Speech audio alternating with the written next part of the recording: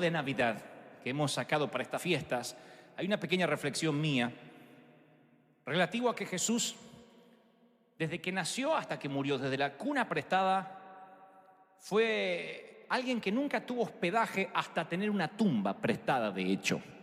Él lo definió de esta manera: el Hijo del Hombre no tiene dónde recostar su cabeza. No hablaba de pobreza, hablaba de no tener un hogar, un sitio donde lo pudieran hospedar.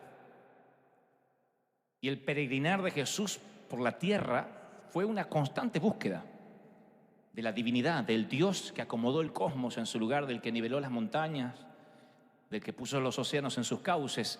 Casualmente fue el creador de todo eso, y el creador, qué paradoja, no tenía un lugar donde reposar desde que su mamá se embarazó. No tenía un lugar donde estar. Es un incómodo Mesías, y sería un incómodo Mesías desde su nacimiento, su crecimiento, su mensaje, lo que diría, y hasta la cruz. Alguien que iba a incomodar todo el tiempo. Por eso la religión en todos estos años trató de endulzar el evangelio lo más posible para que no incomode tanto. Pero yo pienso que si el evangelio no incomoda es porque no estamos predicándolo como deberíamos predicarlo, porque siempre el evangelio te incomoda. Desde este punto de vista te lleva a tomar una decisión, a no permanecer apático. Lo mejor que nos puede pasar a los pastores o a los predicadores es causar, insisto, lo mejor que nos puede pasar es causar amores y odios.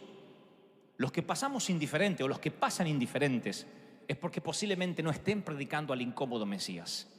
Cuando uno predica la verdad, va a haber gente que nos va a odiar y gente que nos va a amar. Yo decía en el estadio que cuando uno habla de Jesús, la gente nos ama profundamente.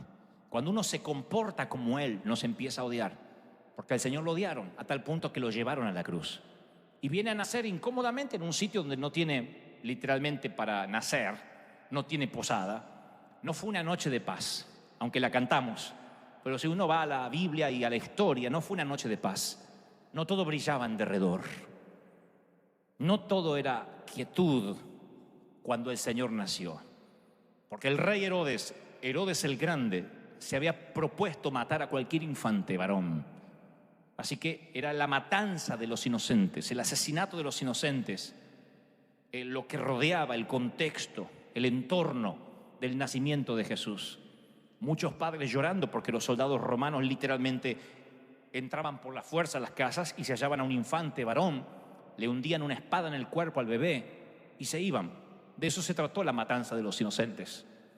Cuando alguien llega de Oriente, cuando gente de Oriente llega a Herodes y le dice: buscamos al rey de los judíos, Herodes siente que su imperio está en peligro. ¿Qué tal si este es el verdadero Mesías que los judíos tanto estaban esperando? ¿Qué tal si es el que viene a libertar a Israel de la esclavitud de Roma? Así que él toma el toro por las astas. Dice: ok, esto tiene solo una solución. Como no sabemos dónde está el Mesías, ni quién de todos los bebés es el Mesías, señores, matemos a todos los bebés. Lo que pasa es que en el contexto de Roma los niños eran el escalón más bajo en la cadena alimenticia social. Los niños no hablaban, no importaban. Los niños, según la historia, dice que eran vulnerables, indefensos, alguien en riesgo. De hecho, que se los abandonaba, se los solía abandonar en un basurero o en un estercolero antes de los 8 días. Había muchos niños abandonados, sea porque nacían con el género equivocado. El papá quería un varón, nacía mujer, se la abandonaba hasta que se moría. Sea porque ya tenían muchos hijos y no querían dividir los bienes, sea porque el papá dudaba de la legitimidad del vástago. ¿Cómo sé que ese bebé es mío?, decía el hombre. La mujer dice: por favor, amo a este bebé. Pero tan solo que su esposo dudara significaba de que el niño ya estaba condenado a muerte y era abandonado ante la duda, ante que sea un bastardo o el producto de una noche de su esposa con otro hombre. Se abandonaba en un estercolero o en un basurero.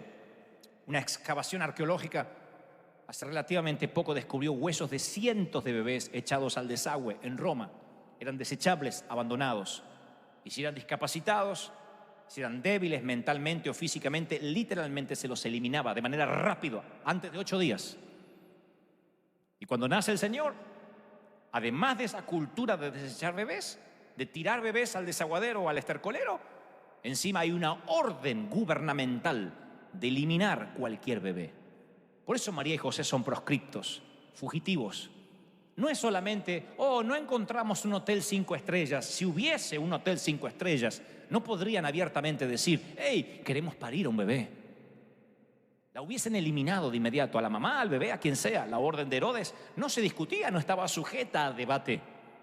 Así que el niño tiene que nacer en la oscuridad de un establo, en un sitio que cuando los niños de la escuela dominical o nuestros colegios lo representan, hasta suena, digamos, diría esto, tierno. Suena como la casita de Heidi, con la ovejita y todo muy limpio, pero un establo no era eso.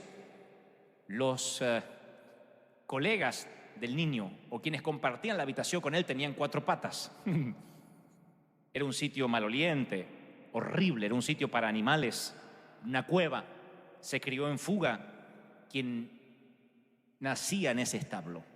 Lo llamarían convicto, proscrito de la ley, terminaría flagelado, desnudo, avergonzado. Pero cuando cantamos las canciones, un rey os has nacido, claro, nosotros reconocemos que era el rey, pero dignidad real es la última palabra que uno asociaría con Jesús al momento de nacer. Es un bebé en medio de olor a estiércol, porque no tiene un lugar donde nacer, no solo porque no hay posada, sino porque está en peligro de muerte. El enemigo siempre repite el mismo modus operandi, siempre. Tiene el mismo modo de operar. Cuando el enemigo descubre que Moisés será el libertador del pueblo de la esclavitud, entonces envía a matar a todos los niños. Y Moisés logra salvar su vida, conocen la historia. Cuando el enemigo sospecha de que un salvador está por venir, usa a Herodes para que en un plan maquiavélico envíe a matar a todos los niños. Y en esta era, en esta época, cuando el enemigo sospecha que se está levantando una generación poderosa que no teme irse hasta las puertas del infierno para pelearle palmo a palmo las almas que él se quiere llevar, entonces él empieza a legalizar el aborto. Hay que matar niños antes que sean concebidos, si es posible antes de que nazcan, y si no, después de nacer, pero hay que matarlos, hay que eliminar a esta generación de algún modo. El Señor era proscripto, el Señor fue un incómodo Mesías aún desde que nació, nunca había un sitio para él. En Roma era importante el estatus social. Habrán visto ustedes películas de Roma, películas como Gladiador, por ejemplo. Habrán visto que hay cierta élite sentada cerca del stage en un palco presidencial. No llegaban a sentarse allí porque pagaban un boleto más caro. No se trataba de dinero, se trataba de estatus social. Cuanto más importante eran, más cerca del stage se sentaban. Así eran los romanos. Dejaban muy en claro quiénes eran la élite y quiénes eran los esclavos o menor que los esclavos. Por eso jamás un ciudadano romano podía morir crucificado. Nunca. Nunca un ciudadano romano moriría crucificado, porque esa era la pena para el peor de los esclavos, para la escoria, para las heces de la sociedad. Pero nunca un ciudadano romano podría ser crucificado, ejecutado de otra manera si era un delincuente, pero crucificado nunca.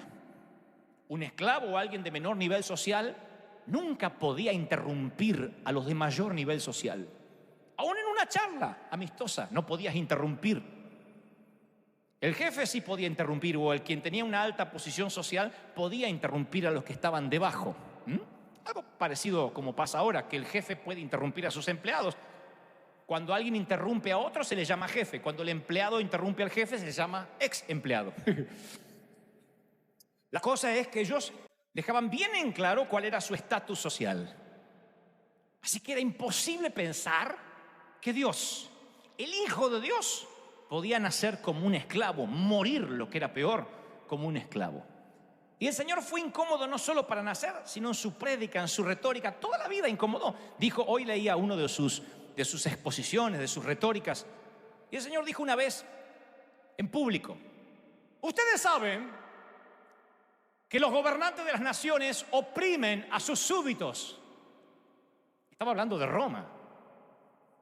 Y ustedes saben que los altos oficiales abusan de la autoridad. Ustedes piensan, ¿y diciendo eso no apresaron a Jesús? No, los romanos lo escucharon y dijeron, sí, es así. Eso hacemos. Por eso el Señor dice, si alguno te obliga a cargar una milla, carga con el 2. Estaba hablando de que los oficiales romanos podían ir por la calle y decir, hey, usted, cargue mis armaduras y mi escudo por una milla. Tú no podías decir que no. No importa si vas apurado al trabajo, si tu esposa estaba por parir o te está sangrando la mano. Carga la milla porque vas preso o puedes ser ejecutado. El Señor dice, cuando te pidan del gobierno que cargues una milla, carga 2. Dile, ¿no quiere que le siga llevando el escudo un poquito más? Y eso incomodaba a los césares, a Herodes, al procónsul. El Señor dice, los oprimen, pero entre ustedes no va a ser así. Al contrario, el que quiera hacerse grande deberá ser el servidor. El que quiera ser primero será esclavo de los demás.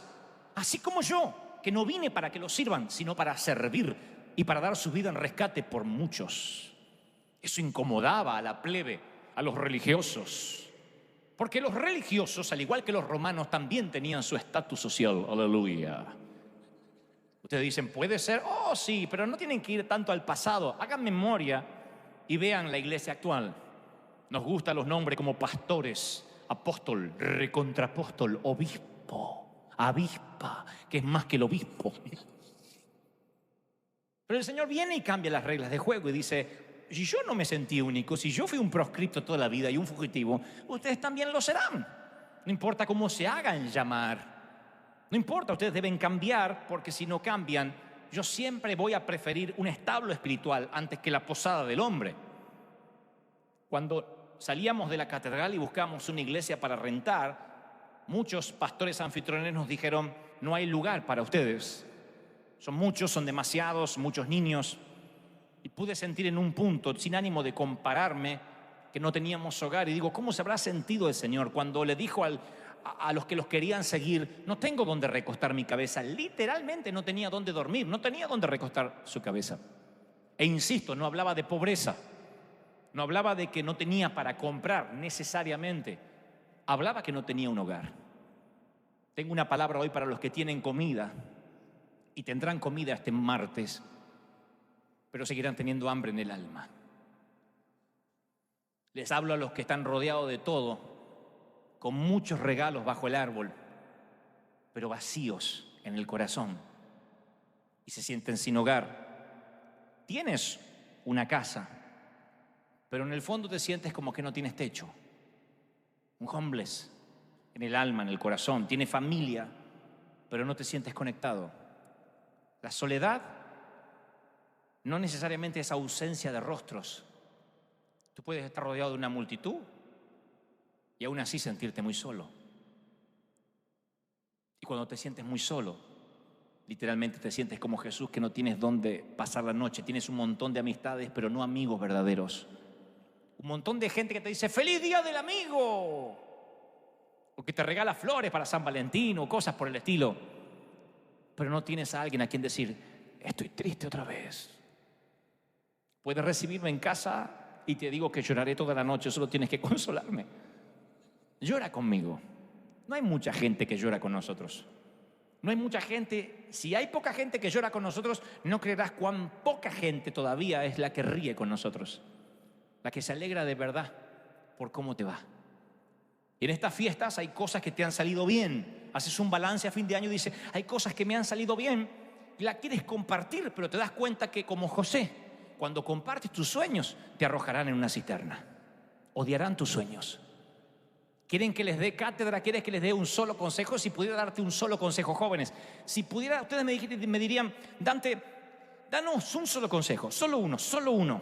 Les diría, no cuenten los sueños, no lo cuenten a muchos. Hemos sufrido mucho por contar sueños. Nos han odiado, nos han dicho, ahí viene el soñador, y nos han arrojado en una cisterna por años. Cisterna de crítica, de difamación, de falso testimonio. Cisterna, pozo al fin. Por contar, por decir, Dios me dio las multitudes por contar. La gente espera que te caigas.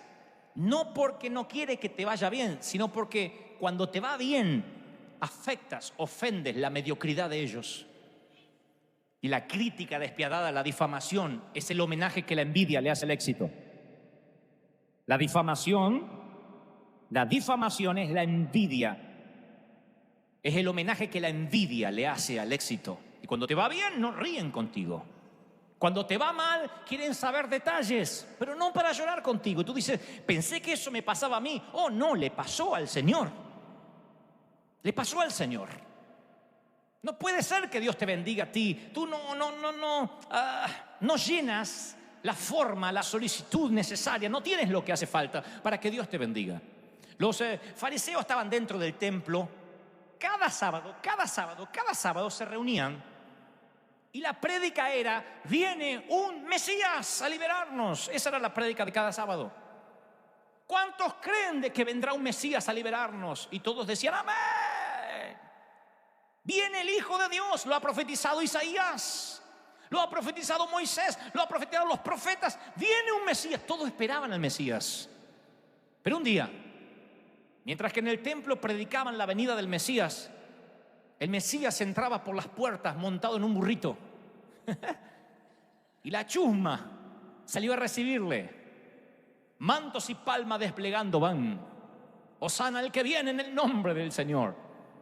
Y venía en un burrito el Señor. Y había tanta bulla afuera que les interrumpió el culto a los que esperaban el Mesías. Si tú estuvieses allí, estás pensando: yo suspendo el servicio. Digo: suspendan todo, aquí está. Seremos los testigos oculares de lo que hablarán por 2000 y tantos años luego de hoy. Tenían el privilegio de ver en primera persona lo que ustedes solo hoy pueden oír e imaginarse. Ellos podían haberlo visto, pero la bulla les molestó. Si hubiesen abierto las puertas del templo y habrían visto al Señor rodeado con una falange de soldados y en un encabritado semental blanco, habrían dicho: oh, es el Mesías. Pero ese no parece un Mesías. Ellos estaban más interesados en un libertador que les quitara el yugo romano, antes que un libertador que les quitara el yugo del pecado. Y no se dieron cuenta. ¿Sabe quién fue el grupo de gente más triste de toda esa historia? El grupo que estuvo dentro del templo y se perdió el desfile. Se perdió al Señor. Y no quieren ver a ese tipo que lo único que ha hecho desde que nació en el maloliente establo es incomodar. Me incomodas. Damas y caballeros, Favor Day es una iglesia que incomoda. Me lo han dicho: incomodamos. Incomodamos a los mediocres, incomodamos a los carnales, incomodamos en los hoteles, en los estadios, sobramos, tenemos muchos niños, mucha bulla, porque la presencia de Dios viene con nosotros. Bendita incomodidad. ¡Aleluya! No pasamos desapercibidos. Tú no puedes ignorar a los que siguen al real Mesías. Incomodan. Incomodas en tu familia, incomodas con lo que dices, incomodas con tu mirada, hacen chistes de doble sentido y de pronto se sienten incómodos porque tú estás allí. La sociedad te dirá: es que no hay lugar para gente como tú. La iglesia la religión organizada quiere formar una iglesia de clientes, de gente que hay que darle Starbucks para que vengan a congregarse a la mañana. El Señor dice: deberás renunciar muchas veces a desayunar por estar a tiempo para adorarme. Pero eso incomoda, claro que incomoda. Por eso hay tan pocos escogidos y tantos ofrecidos. Porque el evangelio incomoda. La sociedad le ha dicho a Dios: no hay lugar para ti. No puedes hablar de Cristo porque te miran mal. Hay que secularizar la sociedad lo más posible y dejar a Jesús afuera. Es segregación espiritual. Jesús sigue siendo tan incómodo como cuando naciste o caminaste o entraste con un burrito a las calles de Jerusalén. Él sigue incomodando. Él sigue incomodando a la sociedad. Incomoda, no es algo cómodo. Y cuando vayas a una iglesia donde te sientas cómodo y no sientas cada domingo que tienes que cambiar de vida y que tienes que orar más, cada vez que salgas de un servicio y salgas con comodidad, es que o no estuvo Jesús o no estás en la iglesia correcta. Porque cuando Jesús está en un sitio, tú siempre te incomodas. Tú siempre sientes que podría ser mejor, que podrías orar más. Cuando Él se presenta, tú te sientes en falta. Siempre ocurre eso, perdonado, pero en falta. Cuando tú sales cómodo y dices: hey, desde que vengo a la iglesia me siento un campeón, tal vez estés yendo a un curso motivacional, pero no a una iglesia. La iglesia no descubre el campeón que hay en ti. La iglesia nunca te dice que hay un campeón que tienes que sacar. La iglesia siempre te dice: tienes que morir, falta más, tienes que entregarlo más, tienes que volver a la cruz, tienes que orar más. Terminas el año con menos oración que en enero. La iglesia te incomoda. Claro, la iglesia no atrae muchas multitudes con ese mensaje, pero es el mensaje, el único que tenemos. Es el único. El Cristo, el Mesías, que incomoda. Me pregunto en cuántos hogares y en cuántas iglesias Jesús se queda con el abrigo en la mano, porque ve que desde el último domingo a hoy no han hecho un lugar que soporte su peso de gloria, su kabod. Esa es mi tarea como pastor.